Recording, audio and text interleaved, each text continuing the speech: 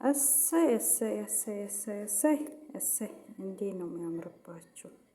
አንድ አርጋችሁ አይለያችሁ። እንደዚህ ነው ማማር ብሎ በሄዱት የባሰ ይገኛል። ከመጀመሪያ ማን ያስታርቀኛል? ማን እንደመጀመሪያው ያድርግልሽ እናንተ ጠበቅ አርጊው።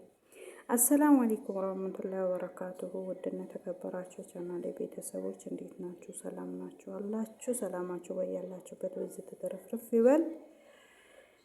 ሀገራችንን አላህ ሰላም ያደርግልን፣ ሰላሙን መልካሙን ሁሉን ያሰማን እላችኋለሁ። ውድ ቤተሰቦች ዛሬ ደግሞ በሶስተኛ ፓርት ተመልሻለሁ። ለቻናሌ አዲስ የሆናችሁ ሰብስክራይብ፣ ሼር፣ ላይክ እያረጋችሁ አበረታቱኝ። ውድ ቤተሰቦች አዲስ ጀማሪ ነኝ። የመጀመሪያው ተዘግቶብኝ አሁን ደግሞ በአዲስ መጥቼላችኋለሁ። እናንተ ብርታት እናንተ እገዛ ያስፈልገኛል እላችኋለሁ። ዛሬ በሄሉዬ እንግዲህ በሶስተኛ ፓርት ከች ብያለሁ። እንግዲህ ሄሉዬ እናትዬ ሄዶባት በጣም ከፍቷት ደብሯት ብዙ ህይወት ውጣ ውረድን አሳልፋ ነበር። ዛሬ ፈገግታዋ ተመልሷል። ያደርግላቸው፣ አንድ ያደርጋቸው። በጣም ደስ የሚል ነውና ደስታቸውን ደስታ ያደርግላቸው። ምንም ቢሆን ምንም የሀገር ልጅ የማረጅ እንደ መጀመሪያው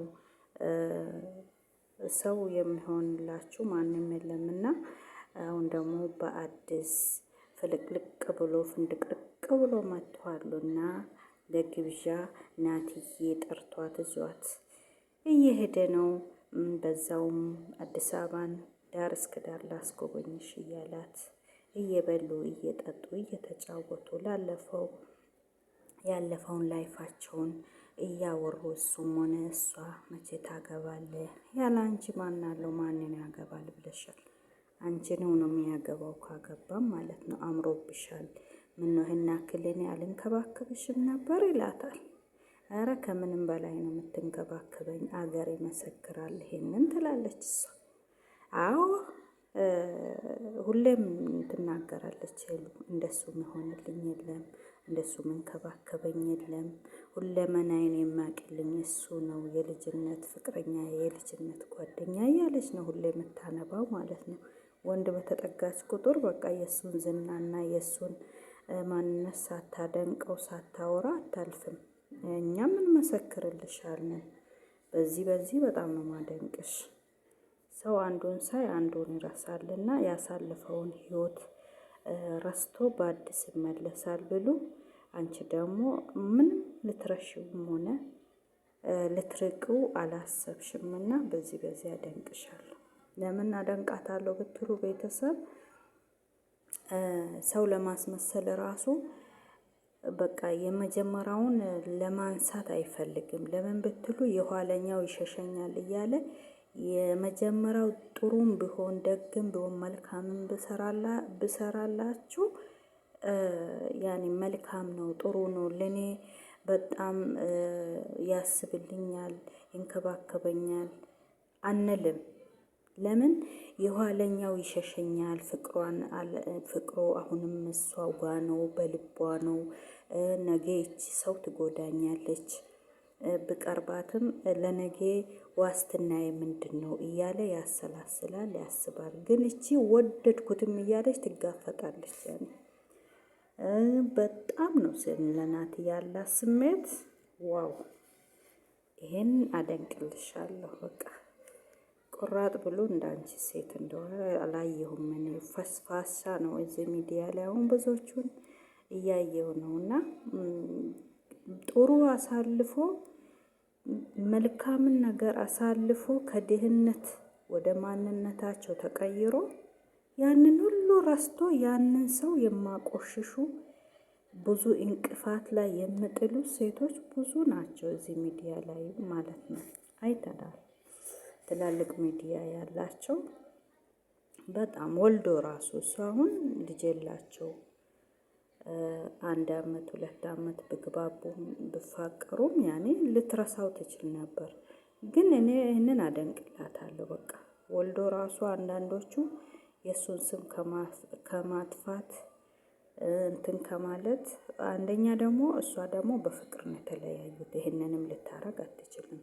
በፍቅር ስለተለያዩ ያ ነገር ይገድባታል። የእሱን ክፋት የእሱን ማንነት በክፋት እንዳታነሳ ያ ነገር ይገድባታል ማለት ነው። ያው በርቀት ነው እንጂ የተጣሉት ተጣልቶ ወይንም ባልሆነ ነገር እንቅፋት እንትን ብሏቸው አልተለያዩም። ስለዚህ መቼ እሱም እዛ እያነባ ሰው ሀገር በቃ ስለ እሷ ማንነት ጥሩነት ነው የሚያወራው። ጥሩን ያጋጥምሽ፣ መልካም ህይወት ተመኘውልሽ ነው የምለው። ሁሌም እንግዲህ ፎቶዋን በቦሰጠ ቁጥር ቪዲዮ በማረግ ሰዓት ማለት ነው። እንግዲህ ከልብ መዋደር ሰው ተለይቶም አይለይም ርቆም አይራራቅም እና ካልሞተ በስተቀር እነዚህ ሰዎች ተገናኝተዋሉ። አሁን ደግሞ አንድ ያርጋችሁ፣ መጨረሻችሁን ያሳምርላችሁ፣ ወልዳችሁ ከብዳችሁ ለመሳም ያብቃችሁ። ውድ ቤተሰቦቼ እንደዚህ እያረጋችሁ መርቋቸው። እንግዲህ ሄሉዬና ናትዬ በጣም ደስ የሚሉ ናቸው። ምን አይነት ሲኢል አንስቶ ለዚህ ደረጃ ያበቃት ናቲ ነው። እውነት ቁም ነገር ስናወራ በጣም አስቀያሚ ነበረች ከሱ ጋር ስትሰራ ማለት ነው። መጀመሪያ ጊዜ ቪዲዮ ፖስት ስታረግ በጣም እሷና ሩታ ራሱ በጣም አስቀያሚ ነበረች። ግን አሁን ሩታ ራሱ ውበት በውበት ሆናለች። ውበት በውበት ማለት ነው። ያንን ሁሉ የረሳ ሰው ነው። ግን ሄሉዬ አልረሳችም። አሁንም ውበቷ ጨምሯል። ያው በፍቅር በሱ ብትጎዳም እኔ ሙሉ ለሙሉ ማለት አይደለም። አሁን ደግሞ ተውባለት እንደው ጣፋጭ ሆናለት ነው ጠበቀችው። አሁን እንግዲህ ምንም ማንም አይለያቸውም። አንድ ናቸውና አንድ ያርጋቸው ብለን ነው ጸሎት የምናደርገው። ክርስቲያኖች፣ ሙስሊሞች ዱዓ የምናደርግላቸው ለምን ለጥሩ ሰው ጥሩ ነገር ላለው ከአንደበቱ ጥሩ ነገርን ጥሩ ንግግርን ለማወጣ ሰው ክፋትን ለማይናገር ሰው ጥሩ ነገር መመኘት አለብን። ገብቷቸዋል። እርስ በርስ አላቋሸሹም፣ አልተሰዳደቡም፣ አልተናናቁም። በቃ በጥሩ ተለያዩ።